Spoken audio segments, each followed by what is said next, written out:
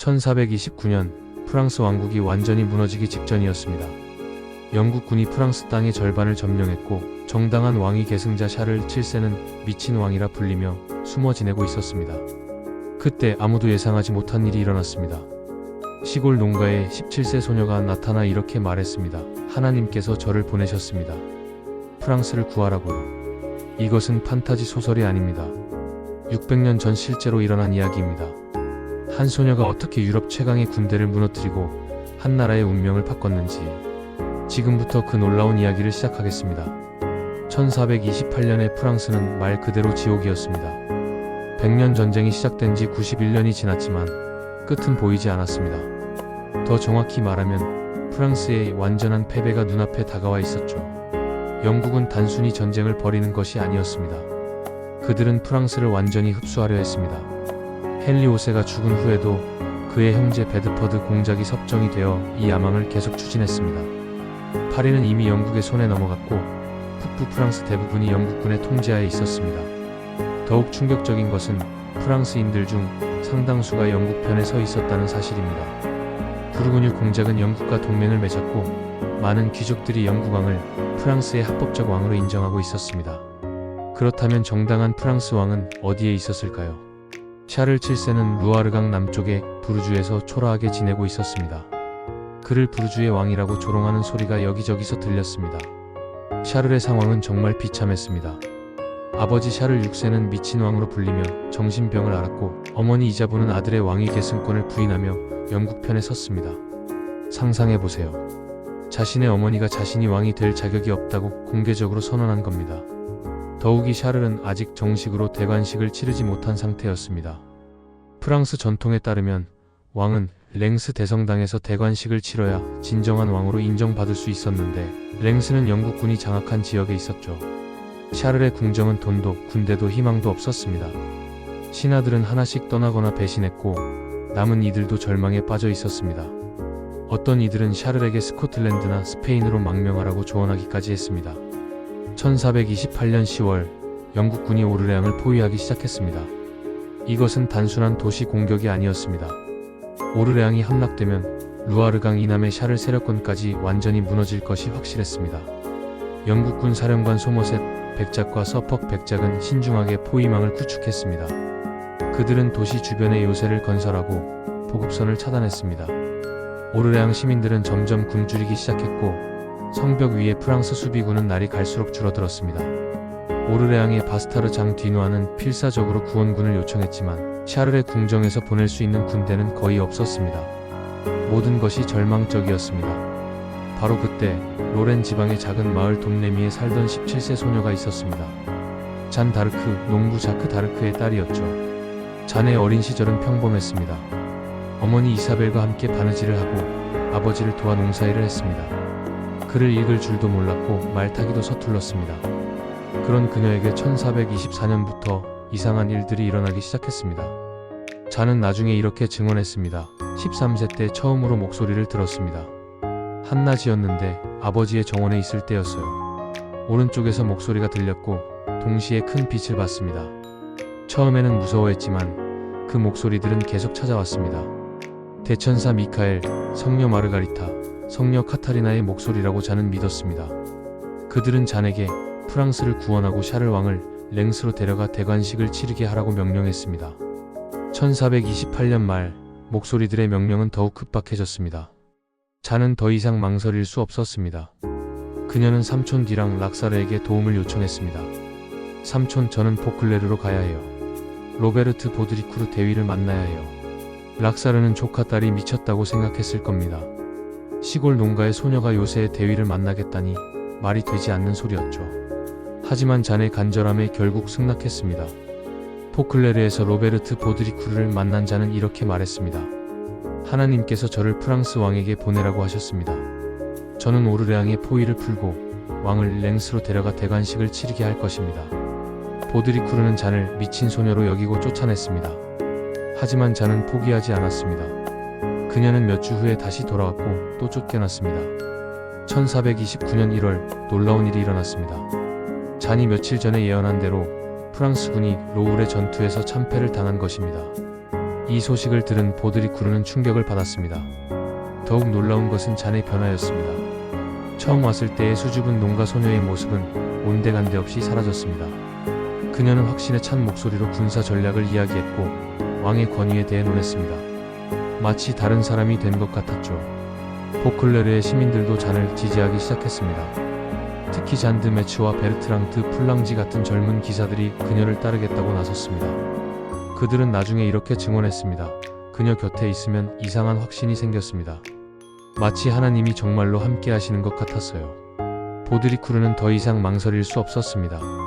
1429년 2월, 그는 잔에게 남자 옷과 호위병들을 주어 신홍으로 보냈습니다. 신홍성까지의 여행은 11일이 걸렸습니다. 영국군과 도적들이 우글거리는 위험한 길이었지만 잔의 일행은 무사히 도착했습니다. 신홍성에서 벌어진 일은 전설이 되었습니다. 샤를 7세는 잔을 시험해보려고 했습니다. 그는 다른 신하가 왕좌에 앉게 하고 자신은 군중 속에 숨어 있었죠. 하지만 잔은 주저없이 진짜 왕을 찾아갔습니다. 하나님께서 당신을 가리켜 주셨습니다. 존귀한 왕이시여. 더욱 놀라운 것은 그 다음이었습니다. 잔은 왕과 단둘이 있을 때 아무도 모르는 비밀을 털어놓았습니다. 정확히 무엇을 말했는지는 알려지지 않았지만 샤를은 완전히 변했습니다. 그 순간까지 의심 많고 우유부단했던 샤를이 갑자기 결단력 있는 모습을 보이기 시작한 것입니다. 그는 즉시 잔을 포아티에의 신학자들에게 보내 검증받게 했습니다. 포아티에의 대학에서는 프랑스 최고의 신학자들이 잔을 신문했습니다. 그들은 3주 동안 잔의 신앙, 지식, 그리고 주장의 진위를 조사했습니다. 놀랍게도 그를 모르는 17세 농가 소녀가 당대 최고 학자들의 질문에 막힘없이 대답했습니다. 특히 신학자 장 젤송이 하나님이 영국인들을 미워하신다면 왜 그들을 프랑스어로 기도하게 하셨겠는가? 라고 묻자 잔은 이렇게 대답했습니다. 하나님께서는 영국인들을 미워하지 않으십니다. 다만 그들이 프랑스 땅에서 물러나기를 원하실 뿐입니다. 각자 자신의 나라에서 하나님을 섬기면 됩니다. 이 대답은 신학자들을 감동시켰습니다. 결국 그들은 잔이 선량한 그리스도교도이며 그녀를 따르는 것이 왕의 의무라고 판정했습니다. 1429년 4월, 잔은 드디어 군대를 이끌고 오르레앙으로 향할 수 있게 되었습니다. 샤를 왕은 그녀에게 특별한 깃발을 하사했습니다. 흰색 바탕에 예수와 성모 마리아가 그려져 있었고 지저스 머리어라고 적혀 있었죠. 잔은 또한 특별한 검을 찾아달라고 요청했습니다. 생트 카트린 드 피에르부와 성당의 제단 뒤에 묻혀있는 검을 말이었습니다.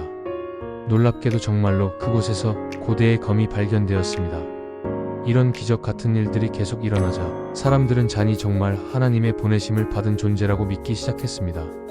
잔의 군대는 그리 크지 않았습니다. 약 4,000명 정도의 병력이었죠. 하지만 뭔가 특별한 분위기가 있었습니다.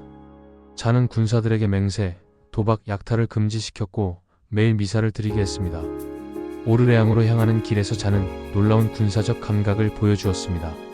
글을 못 읽고 전쟁을 경험해본 적이 없는 소녀였지만 마치 수십 년 경험을 쌓은 장군처럼 행동했습니다. 특히 그녀는 영국군의 심리를 정확히 꿰뚫고 있었습니다. 오르레앙에 도착하기 전 잔은 영국 사령관들에게 편지를 보냈습니다. 잉글랜드의 왕이여, 그리고 서퍽 백작, 클라렌스 백작, 글로스터 백작이여. 하늘의 왕의 명령에 따라 프랑스를 떠나라. 그렇지 않으면 나는 큰 군세를 이끌고 너희를 쫓아낼 것이다. 이 편지는 영국군 진영에 큰 충격을 주었습니다. 17세 소녀가 유럽 최강의 군대에게 이런 당당한 도전장을 보낸다니 믿을 수 없는 일이었죠. 1429년 4월 29일, 잔은 드디어 오르레앙에 도착했습니다. 포위된 지 6개월이 지난 도시는 절망적이었습니다. 하지만 잔이 도착하자 모든 것이 바뀌기 시작했습니다. 시민들은 거리로 나와 환호했고 절망에 빠져있던 수비군들의 사기가 하늘을 찔렀습니다. 잔의 존재만으로도 이미 승리의 분위기가 만들어졌습니다. 5월 4일 잔은 첫 공격을 감행했습니다. 목표는 레투렐 요새였습니다. 영국군이 가장 자신 있어 하던 요새 중 하나였죠. 전투가 시작되자 잔은 말을 타고 선두에 섰습니다. 그녀의 흰색 깃발이 바람에 펄럭였고 예수 마리아를 외치며 돌진했습니다. 프랑스군의 사기는 하늘을 찔렀고 영국군은 당황했습니다. 그런데 갑자기 잔이 화살에 맞아 쓰러졌습니다. 어깨를 관통한 화살 때문에 피를 흘리며 쓰러진 것입니다. 프랑스군은 공황 상태에 빠졌습니다. 하지만 놀라운 일이 일어났습니다. 잠시 후 잔이 일어나서는 다시 말에 올라탔습니다. 상처는 여전히 아팠지만 그녀는 포기하지 않았습니다. 돌격하세요. 하나님께서 우리와 함께 하십니다. 그 모습을 본 프랑스군은 광적으로 돌진했고 레 투렐 요새는 함락되었습니다. 그 다음 날들은 기적의 연속이었습니다. 오기스탱 요새, 레 주르넬 요새가 차례로 함락되었습니다. 6개월 동안 철통 같던 포위망이 불과 나흘 만에 무너진 것입니다. 5월 7일 마지막 관문인 레 투렐 본진 공격이 시작되었습니다. 이곳은 영국군이 총력을 기울여 요새화한 곳이었습니다. 전투는 하루 종일 계속되었습니다. 영국군도 필사적으로 저항했고 한때 프랑스군이 후퇴하는 것처럼 보였습니다. 그때 잔이 나타났습니다. 그녀는 사다리를 잡고 직접 성벽을 오르기 시작했습니다. 영국 병사들이 화살을 쏘아댔지만 잔은 멈추지 않았습니다. 따르라, 따르라. 하나님께서 우리에게 승리를 주셨다. 그 모습을 본 프랑스군은 미친 듯이 따라올랐고 드디어 레 투렐이 함락되었습니다. 다음 날 아침 남은 영국군은 포위를 풀고 철수했습니다. 6개월간의 오르레앙 포위가 끝난 것입니다. 오르레앙 해방 후 잔은 멈추지 않았습니다. 그녀는 계속해서 영국군 거점을 공략해 나갔습니다. 자르조, 메농시르 이브르, 보주니가 차례로 해방되었습니다. 6월 18일 파테에서 결정적인 전투가 벌어졌습니다. 영국군 2000명 대 프랑스군 1500명의 전투였는데 결과는 완전한 프랑스군의 승리였습니다.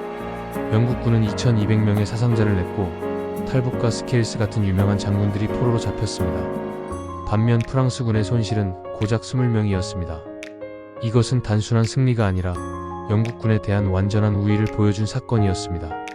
이제 잔은 본래의 목표를 달성할 때가 왔다고 판단했습니다. 샤를 왕을 랭스로 데려가 정식 대관식을 치르는 것이었죠. 하지만 샤를과 그의 측근들은 여전히 망설였습니다.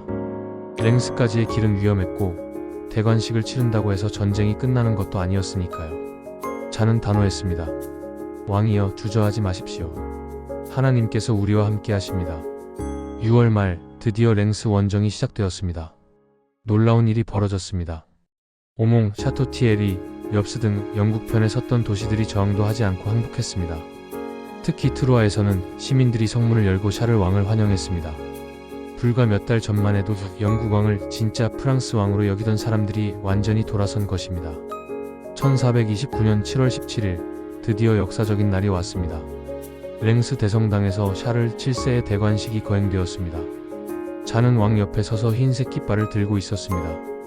농부의 딸이 프랑스 왕의 대관식에 참석한다는 것, 상상할 수 없는 일이었죠. 대관식이 끝나자 잔은 왕의 발 앞에 무릎을 꿇고 눈물을 흘리며 말했습니다. 존귀한 왕이여, 이제 하나님의 뜻이 이루어졌습니다. 프랑스를 구하고 당신을 랭스로 데려와 대관식을 치르라던 명령을 완수했습니다. 그 순간 잔 다르크는 자신의 사명을 완수했다고 믿었습니다. 하지만 운명은 그녀에게 더 큰 시련을 준비하고 있었습니다. 대관식 후 잔은 파리를 공격하자고 주장했습니다. 수도를 탈환해야 전쟁이 진정으로 끝날 수 있다고 생각했기 때문입니다. 하지만 9월 8일 파리 공격은 처참하게 실패했습니다. 잔은 다리에 화살을 맞고 쓰러졌고 공격은 중단되었습니다. 더욱이 샤를 왕은 갑자기 철수 명령을 내렸습니다. 이때부터 뭔가 변하기 시작했습니다. 오르레앙에서 보여준 그 기적 같은 승리들이 더 이상 일어나지 않았습니다. 잔의 목소리들도 예전처럼 명확하지 않았습니다. 왕과 궁정도 달라졌습니다. 잔의 영향력을 견제하려는 세력들이 생겨났고 외교적 해결을 선호하는 목소리가 커졌습니다. 1430년 5월 23일 잔의 운명이 결정되었습니다. 콩피에뉴를 구원하려던 중 부르고뉴군의 매복에 빠진 것입니다. 전투 중 잔은 홀로 고립되었습니다. 부르고뉴 기사리니 드 방돌이 그녀를 말에서 끌어내렸습니다. 17세 소녀에서 시작해 프랑스를 구한 영웅이 된 잔 다르크의 자유는 그렇게 끝났습니다. 부르고뉴 공작은 잔을 영국군에게 1만 프랑에 팔았습니다. 금액으로만 보면 당시 왕의 몸값에 해당하는 거액이었습니다. 그만큼 영국인들이 잔을 두려워했다는 증거였죠. 1431년 1월부터 5월까지 루앙에서 종교 재판이 열렸습니다. 영국인들은 잔을 마녀로 몰아 화형에 처하려 했습니다. 그래야 그동안의 패배가 마녀의 저주 때문이었다고 변명할 수 있었으니까요. 재판장은 피에르 코숑 주교였습니다. 그는 영국의 돈을 받고 불공정한 재판을 진행했습니다. 잔에게는 변호인도 제공되지 않았고 심지어 미사 참석도 금지되었습니다. 하지만 19세가 된 잔은 여전히 놀라운 모습을 보여주었습니다. 당대 최고학자들의 교묘한 질문에도 흔들리지 않았습니다. 당신이 하나님의 은총을 받고 있다고 확신하는가? 라는 함정 질문에 잔은 이렇게 대답했습니다. 만약 제가 은총 상태에 있지 않다면 하나님께서 그 상태로 이끌어 주시기를 빕니다. 만약 제가 은총 상태에 있다면 하나님께서 그 상태를 유지시켜 주시기를 빕니다. 이 대답은 완벽했습니다. 어떻게 답해도 이단으로 몰릴 수 있는 질문을 지혜롭게 피해간 것입니다. 5월 24일 잔은 마침내 굴복하는 듯 보였습니다. 화형의 공포 앞에서 그녀는 자신의 모든 행동을 부인한다는 문서에 서명했습니다. 하지만 이것은 잠시뿐이었습니다. 며칠 후 잔은 다시 남자 옷을 입고 나타났습니다. 그녀는 자신의 철회를 철회한다고 선언했습니다. 저는 하나님의 명령을 받았습니다.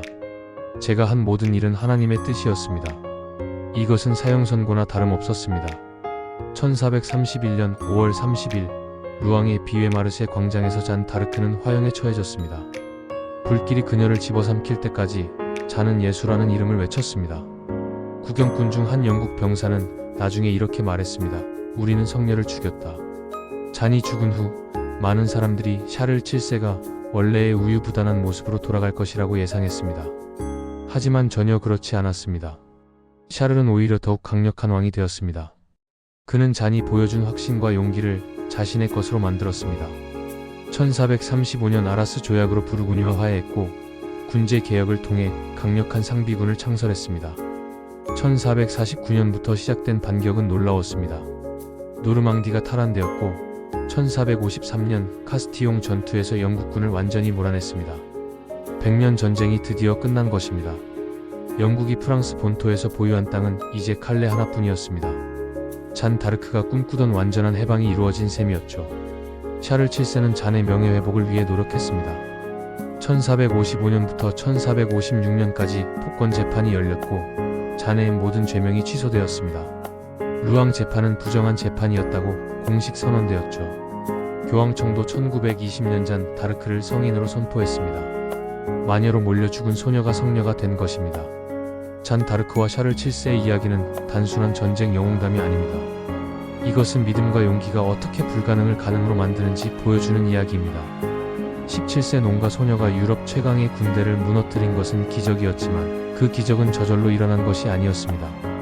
잔의 확신, 샤를의 결단, 그리고 절망에 빠진 백성들의 간절한 소망이 만나 이루어진 것이었습니다. 더 중요한 것은 잔이 사라진 후에도 그 정신이 계속되었다는 점입니다.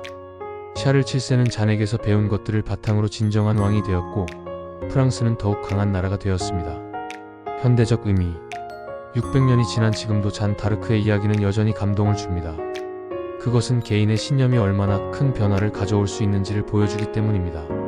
나이도 출신도 교육도 중요하지 않았습니다. 중요한 것은 확신과 용기, 그리고 포기하지 않는 의지였습니다. 잔 다르크는 말했습니다. 하나님은 불가능한 것을 가능하게 만드신다. 그녀 자신이 바로 그 증거였죠. 한 사람의 믿음이 한 나라를 구했고 역사를 바꾸었습니다. 그리고 그 이야기는 지금도 계속되고 있습니다. 우리 각자의 마음속에서 말이죠. 1429년 봄, 절망에 빠진 프랑스에 나타난 17세 소녀. 1431년 봄, 루앙의 화형대에서 사라진 19세 성녀. 불과 2년 사이의 이야기였습니다. 하지만 그 짧은 시간 동안 잔 다르크는 불가능을 가능으로 만들었습니다. 그리고 600년이 지난 지금도 우리는 여전히 그녀의 이름을 기억합니다. 때로는 세상을 바꾸는데 오랜 시간이 필요하지 않습니다. 때로는 확신에 찬 한 사람의 용기면 충분합니다. 잔 다르크가 그것을 증명했습니다. 그리고 지금도 어딘가에서 누군가가 그 증명을 계속하고 있을 것입니다.